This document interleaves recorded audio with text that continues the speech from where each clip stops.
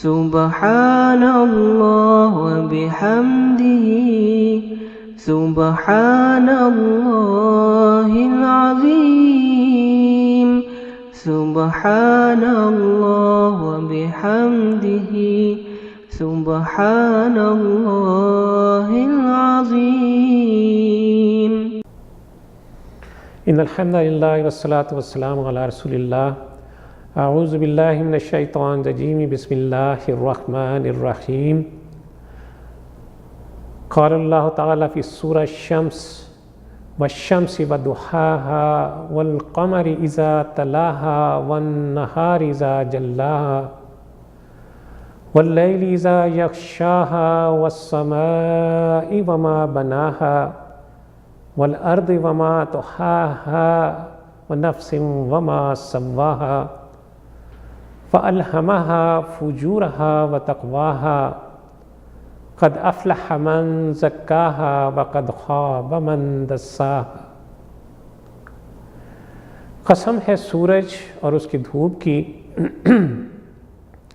اور قسم ہے چاند کی جب وہ سورج کے پیچھے پیچھے آتا ہے، اور قسم ہے دن کی جب وہ سورج کو نمایاں کر دیتا ہے، اور قسم ہے رات کی جب وہ سورج کو ڈھانک لیتی ہے، اور قسم ہے آسمان کی اور اس ذات کی جس نے اسے قائم کیا، اور قسم ہے زمین کی اور اس ذات کی جس نے اسے بچھایا، اور قسم ہے نفس انسانی کی اور اس ذات کی جس نے اسے ہموار کیا، پھر اس کی نیکی اور بدی اس پر الہام کرتی۔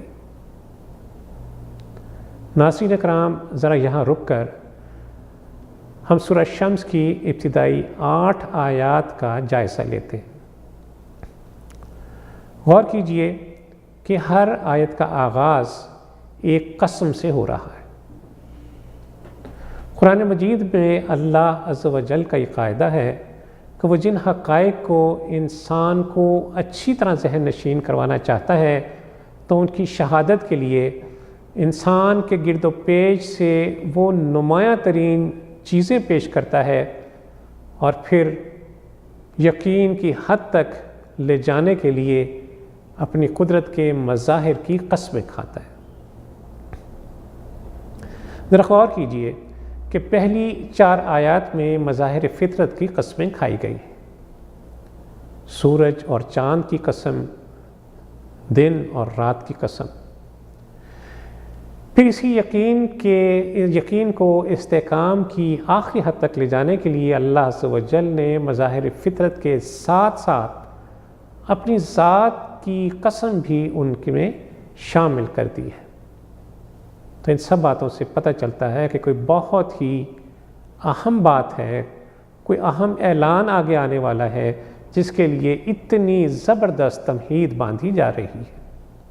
جی ہاں، اتنی زیادہ قسمیں کھانے کے بعد آگے آنے والا اعلان یقیناً بہت اہم ہے۔ قد افلح من زکاہا، کہ فلاح پا گیا وہ شخص جس نے اپنے نفس کا تزکیہ کر لیا، وقد خواب من دساہا، اور نامراد ہو گیا جس نے اسے دبا لیا۔ یہاں اس شخص کی کامیابی کا، اس شخص کی فلاح کا اعلان کیا جا رہا ہے جس نے دنیا میں اپنے نفس کا تزکیہ کر لیا، اپنی ذات کی اصلاح کر لی، اپنی ذات میں نیکی کے جذبات ابھارے، اس میں بھلائی کو نشو و نما دی، اور پھر اس نیک نفس کو اٹھا کر تقویٰ کی اس بلندی تک لے گیا کہ جہاں قرآن جسے ایک مومن سے تعبیر کرتا ہے۔ اس کے برعکس اس شخص کی تباہی کا، اس شخص کی بربادی کا اعلان کیا جا رہا ہے جس نے اپنے اندر پیدا ہونے والے نیک رجحانات کو دبا دیا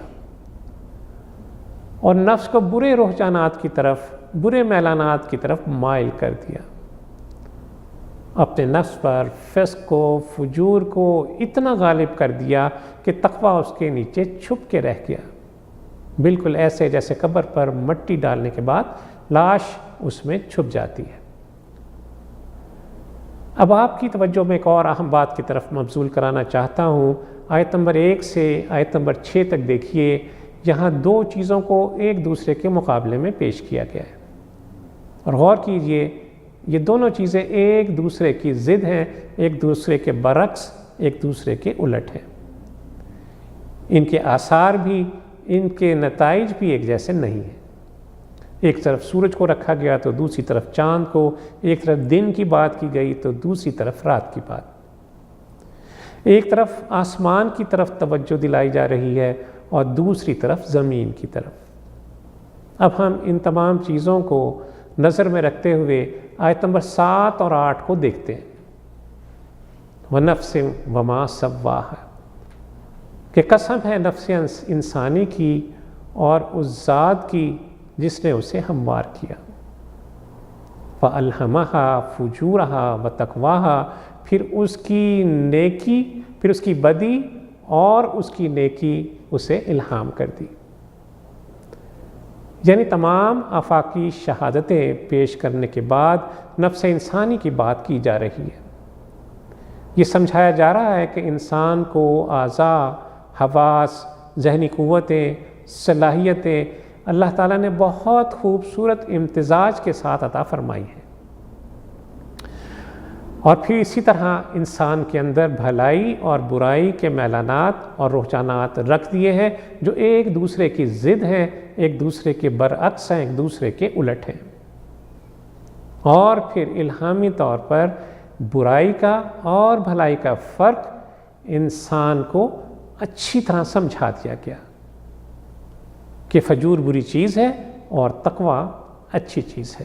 مختصراً یہ کہ خالق نے نیکی اور بدی کے تصورات، ان کے رجحانات اور میلانات انسان کے لاشعور میں ابتدا سے ودیت کر رکھے۔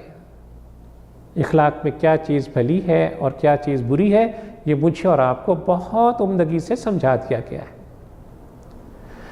یا یوں سمجھ لیجئے سادے انداز میں کہ برائی اور بھلائی کی تمیز پیدائشی طور پر انسان کو عطا کر دی گئی۔ سورہ بلد میں فرمایا وَهَدَيْنَاهُ النَّجْدَيْنِ، کہ ہم نے تو انسان کو خیر و شر کے دونوں راستے دکھا دیے۔ پھر فرمایا کہ اِنَّا هَدَيْنَاهُ السَّبِيلَ إِمَّا شَاكِرًا وَإِمَّا كَفُورًا، کہ ہم نے تو انسان کو دونوں راستے دکھا دیے اور اب اس پر چھوڑ دیا کہ چاہے تو وہ شاکر بن کے رہے اور چاہے تو کافر بن کے۔ اللہ عز و جل سے دعا ہے کہ وہ ہمیں اپنی شخصیت کو اسلام کے سانچے میں ڈھالنے کی توفیق عطا فرمائے، ہمارے نفس کی اصلاح فرما دے، اور اللہ تعالی ہمارا شمار اپنے شکر گزار بندوں میں فرما دے۔ وصلی اللہ تعالی علی خیر خلقہ محمد وعلی آلہ وصحبہ وسلم۔ اللہم صلی علی سیدنا محمد وعلی آلہ وصحبہ وسلم۔ اللہم صلی علی سیدنا محمد وعلی آلہ وصحبہ وسلم۔